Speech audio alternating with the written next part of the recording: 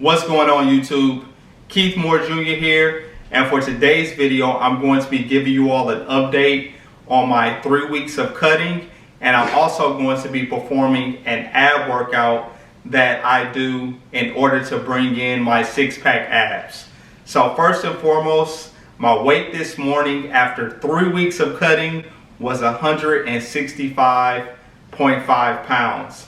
So I am down a total of 8 pounds in 3 weeks, and the only cardio that I have been doing is walking.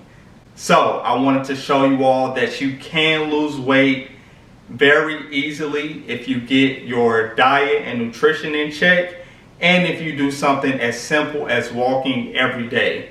You don't have to do high intensity cardio or anything where you're going to risk potentially injuring yourself in order to lose weight. So for my final week of cutting, because I'm just doing 4 weeks, I will increase the distance that I'm walking from 2.5 miles per day to 3 miles every day. And I'm still going to do my 5 full body workouts. And then on that 6th day, I will continue to do abs, calves, and my cardio, which is the 3-mile walk. And then last but definitely not least, my calories will remain at 2,200 calories per day.